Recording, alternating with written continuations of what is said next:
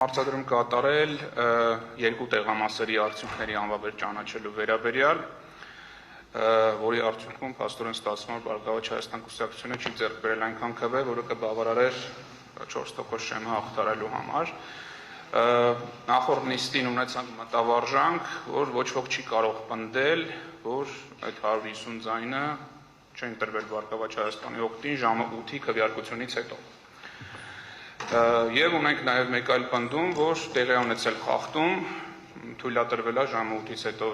կատարել քվեարկություն, այդ խախտման մասնակի մեղք ունի հանձնաժողովը, որ թույլատրվել եւ կարող ենք նաև վերհանել մեղքը, որ այն պատասխանատուն պաշտպանության նախարարությունից, ով պետք է զինծառայողներին ավելի վաղ ներկայացնել ընտրության, նույնիսկ որոշակի չափով մեղավորություն ունի։ Հիմա նույնիսկ եթե ընդունենք այդ վարկածը, որ բոլոր ձայները տրվել են ժամ 8-ից հետո Բարգավաճ Հայաստանին,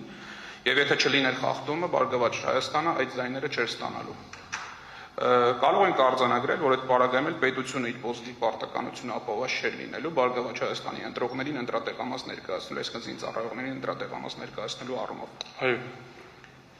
Եվ այդ առումով լրացուցիչ հարց։ Արդյոք, քանի որ մենք այս տեղամասերի բանին շատ չենք ծանոթացել, արդյոք այդ պարագայում դուք ուսումնասիրելով տեղամասերի վերաբերյալ առհասարակ ամբողջ պրոցեսը բացահայտել եք որևէ տեսակի ընտրախախտում բացի այս մեկից, որը կարող էր որևէ եղանակով ազդել տեղամասի ընտրողների կամքի վրա։ Բերեք փորձեմ նկարագրեմ, որտեղից է խնդիրը ենթադրում եմ առաջացել։ Նայել եմ 21 թվականի ընտրությունների տվյալները, տվյալ ընտրատեղամասում քվեարկել են մոտ ավարապես 800 հոգի, կրկին բավականին մեծ քանակությամբ զինվորականներ։ Այս տարի քվեարկությունների քանակով 27-րդ տեղն է զբաղեցրել Հայաստանում ընտրատեղամասերի մեջ, որտեղ ըստ մեծամ 1300-ից ավել ընտրող է եղել։ Օրվա ընթացքում տարբեր ժամերի եղել են ըստ էության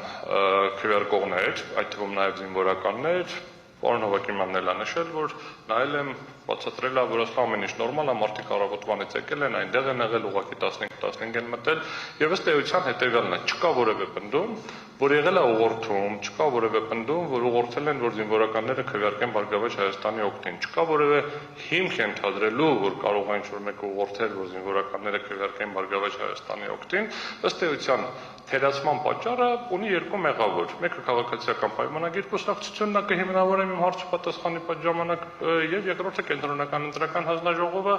որը չի ապահովել զինվորականների քվեարկելու իրավունքը, երբ որ դիտարկում էր ընտրատեղամասերի կառուցվածքը, քանի քվեարկող պետք է լինի եւ ինչպես պարոն Հովակիմյանը 5 անգամ ներողություն խնդրելով ասում էր հեռուստատեսությամբ, տարեց են մարդիկ չեն հասցնում։ Նորմալ է, տարեց մարդիկ էլ են աշխատում եւ լինում է, որ տարիքով են լինում, բայց դրա համար պետք է համապատասխանաբար ընտրատեղամասերը այնպես կարգավորել, այնպես ընտրել, այնպես բաժանել, որպեսզի աշխատանքը հնարավոր լինի ավարտին հասցնել։ Ձեր հարցին կարճ պատասխանելով ասեմ, որ ոչ, չի եղել որևէ ազդեցություն, չկա որևէ նշում, որ ինչ որ ուղղորդում է եղել ԲՀԿ-ի օգտին։ Այդ պարագայում կարող ենք պնդում կատարել, որ կամ ձեր կարծիքը այս պարագայում կենտրոնական ընտրական հանձնաժողովը որոշում կայացնելիս կարող էր կամ պարտավոր էր հաշվի առնել ընտրողների այդ պայդրության բացահայտված կամքը։ Նայեք, այդ որոշում կայացնելու հետ կապված մենք բազմաթիվ այլ խնդիրներ ենք դրել, այդ թվում նաև նրա լիազորությունը ինքնուրույն առանց ընտրատարածքայինի որոշման վերանայելու, այսպես կոչված իսկ իրականում անվավեր ճանաչելու, բայց այո, որովհետև երեք եւս մեկ այլ մտավարժանք արեցինք, որ ընտրողների կամքին ամենամոտ արդյունքը պիտի գա, այս պահին ընտրողների կամքից ռեալ երբ որ նայում ենք ով քանի տոկոս է ստացել եւ ազգային ժողովի մանդատները որ բաշխում ենք 17%-ի շեղում կա գումարային։ Այ եթե ԲՀԿ-ն անցնում է, շեղումը 12% է ստացվում, ընդ որում կախված ոնց է անցնում, այնտեղ 11 կամ 12% է ստացվում։ Այո, կենտրոնական ընտրական հանձնաժողովը պարտավոր էր ապահովել, որպեսզի տվյալ անձանց ընտրելու իրավունքը չխաթարվեր, միևնույն ժամանակ Բարգավաճ Հայաստան կուսակցության ընտրվելու իրավունքը չխաթարվեր։ Եվ մեկ հարցել կապված Անդրանիկ Թևանյանի քրեական վարույթի հետ, հասկանալի է իհարկե, որ առնվազն հրապարակային պրոցեսում չեք կարող նախաքննական տվյալներ հրապարակել, բայց ես ուզում եի դիրքորոշում հայտնեք պրոցեսի մրցակցայնության արդյոք այն արտահայտությունները, որոնք հրապարակվել են վարչապետի կողմից, նաև իրավապահ մարմինների կողմից, Կուսակցությունը հնարավորություն ունեցել հավասարության պայմաններով հակադարձել դրան։ Պատասխան ոչ, որովհետև ցավոք սրտի երրորդ հանց չկա, հակակոռուպցիոն կոմիտեն իրականացրել է ազգային անվտանգության ծառայության հետ համատեղ հանցագործություն։ Ինչ են արել։ Վարչապետը հրապարակային, հա, Քննչական կոմիտեն։ քննչական կոմիտեն։ Այս խալասի ներողություն, քննչական կոմիտեն, հակակոռուպցիոնը չի իրականացել։ Ինչ արել, ես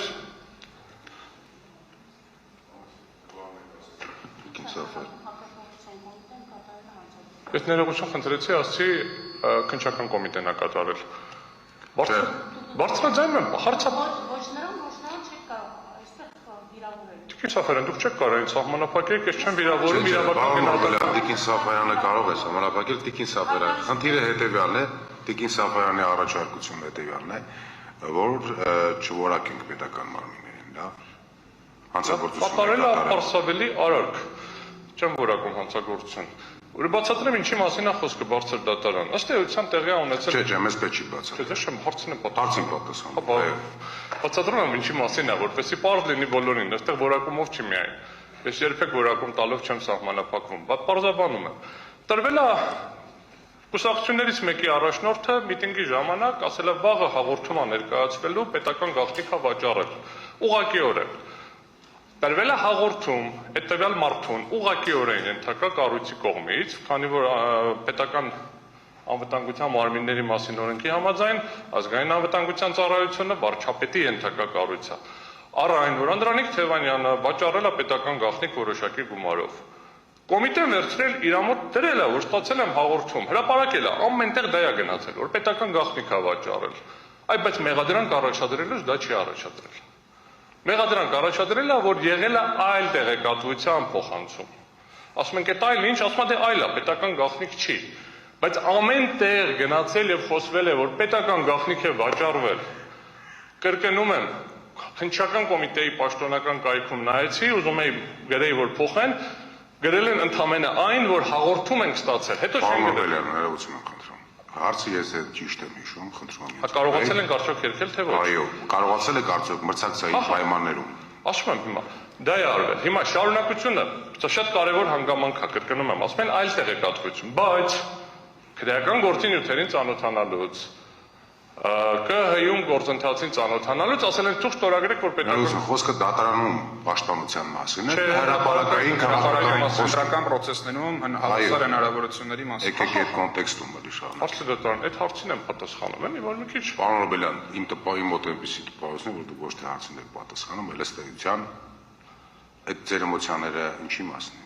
հարգելի հարց տվող, ձեր հարցին եմ պատասխանում։ Եթե շեղվում եմ, խնդրում եմ ասեք, ես չպատասխանեմ։ Հարգելիներ, երկուսությանը վերացեք։ Ախր հարցը տրվել Տպավորություն է առաջանում, որ դուք հիմա բացատրությունով եք զգալի դրացի։ Ոչ,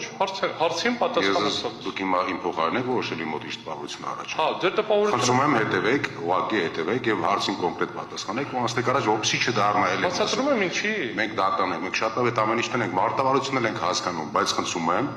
Չէ, բարձր դատարան, եթե դուք վերացենք եզրափակիչ խոսքը։ Բարձր դատարան, դուք եթե արդեն գնահատական եք դնում, որ սա մարտավարություն է, նախապես պայմանավորված է կամ ինչ գործընթաց է, խնդրում եմ ուրեմն սխալ տպավորություն է ձեր մոտ առաջացել։ Դա հատուկ մարտավարություն չի, հարց է տրվել, որովհետև անձին ենթադրում եմ հետաքրքիր է եղել արդյոք Ես դա չասացի, ես ընդհանրապես ուրիշ բան էի ասում։ Ասի մարտավարությունն եմ ասում։ Ես ձեր մարտավարության մասին, ոչ թե երկուսիդ, այլ ձեր, ես դուքով ձեր հետ էի խոսում։ Ոչ թե ձեր երկուսի մասին, պարոն Օրբելյան։ Օրբելյան, հարգելի նախագահ, նորից սա չդիտարկվի որպես միջամտություն։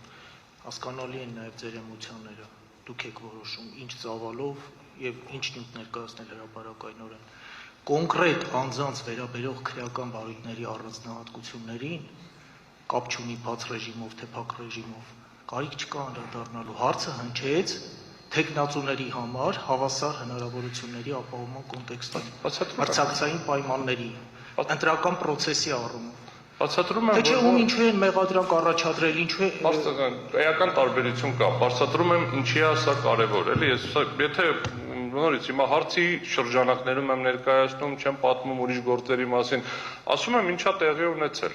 Տեղի է ունեցել գործընթաց, որտեղ միտինգի ժամանակ ասել է ես վաղը հաղորդում եմ ներկայացնելու, իր ենթակա մարմինը հաղորդում է ներկայացրել, հաղորդումը ստացել է քննչական կոմիտեն, քննչական կոմիտեն ասում է ինչ անեմ, հաղորդում եմ ստացել, նյութ երեկա գործ եմ հարուցել, ну բանով, ապարդեզվով եմ մի քիչ ավելի բացատրում, հաղորդագրություն է գրել իր սայթում, գրել է, որ պետական գաղտնիք է վաճառել, կրկնում եմ, մեղադրանքի մեջ դրա մասին բան չկա, բայց ինձ ստիպում են թող ստորագրեմ, որ պետական գաղտնիք կա նյութերում, չգիտեմ որտեղ կա, առանց պարզաբանելու որն է պետական գաղտնիք, որի մասին ես չեմ կարողանում հրապարակային խոսեմ, բայց իմ հրապարակային խոսելու դեպքում նույնիսկ մնում է հաղորդագրությունը քննչական կոմիտեի կայքում, ինչքան էլ ես ասեմ իրեն մեղադրանք չի առաջադրվել սրա մասին, դա սահմանափակում է, սա առաջին կետ։ Երկրորդ կետը վերաբերվում է բուն քարոզարշավին մասնակցելու հնարավորության մասին, կոնկրետ չէ, սա ֆունդամենտալ էր առաջին կետը, որովհետև համոզված եմ տվյալ հաղորդագրությունը եւ տվյալ մանիպուլյացիան չլինելու դեպքում Բարգավաճ Հայաստան կուսակցությունը առնվազն 10,000 ձայն ավել էր ստանալու, Անդրանիկ Թևանյանը Երևան քաղաքի պատասխանատուն էր, Անդրանիկ Թևանյանը մի շարք համայնքներում բավականին ակտիվ գործունեություն էր ծավալել եւ այդտեղի քարոզարշավին մասնակցելու հնարավորություն պիտի ունենար։ Քարոզարշավից 2 շաբաթ առաջ Անդրանիկ Թևանյանը հեռացվել է քարոզարշավի ամբողջ գործընթացից, հնարավորություն չի ունեցել քաղաքացիների հետ շփվել։ Ուղղակի 150 հոգու հետ, որ բարև էր, ասել բարև ձեզ, ես Անդրանիկ Թևանյանն եմ, 150-ից ավել ձայներ ստանալու։ 2 շաբաթում ընդամենը իրեն անհրաժեշտ էր 10 կամ 20 հոգու հետ բարև էր։ Եվ երբ որ ինքը եղել է քրեակատարողական հիմնարկում, ըստ էության եղել է սահմանափակումներ, օմբուդսմենի մոտ կա վարույթ դրա հետ կապված, որովհետև ճիշտ է դատարանը արձանագրել է, որ կարող է վստահված անձանց հետ հանդիպի օրական 2 ժամ, բայց հնարավորություն չեն տվել մի քանի օր փոխանցի փաստաթղթեր։ Այսինքն հանդիպել են, տեղում թելադրել է, տեղում գրել են, ինչը ըստ էության խիստ սահմանափակել է։ Ես ձեր արդեն հուսով եմ պատասխանել։ Հարգելի պարոն Օրբելյան, ես խնդրում եմ, իհարկե դուք եք որոշում ոնց կպատասխանեք, բայց պատասխանը այնպես իրականացրեք, որ մյուս կողմը ճակերտորը ասած չփոշմանի, որ այդ հարցը տվեց, որտեղ իր ժամանակն է դուրս գալիս։ Շնորհակալություն հորդորի համար, բոլորին հորդորում եմ, որ ինձ հարց տան, եթե կզգաք, որ ավել եմ պատասխանում, ասեք ավել եմ չեմ պատասխանի։ Ես փորձում եմ հարցերին տալ համապարփակ եւ ամբողջական պատասխան, ինչքան որ հնարավոր է, որպեսզի կողմը ստանա իր հարցերի պատասխանը։ Շնորհակալություն։ Ես իմ արդի պատասխանը ստացա այն դրամաբանության մեջ, որ իրավական գործընթացը հնարավորություն չի տվել հավասար արձագանքելու այդ մեղադրանքներին, այլ հարցեր չունեմ, պարոն Օրբելյան։ Շնորհակալություն։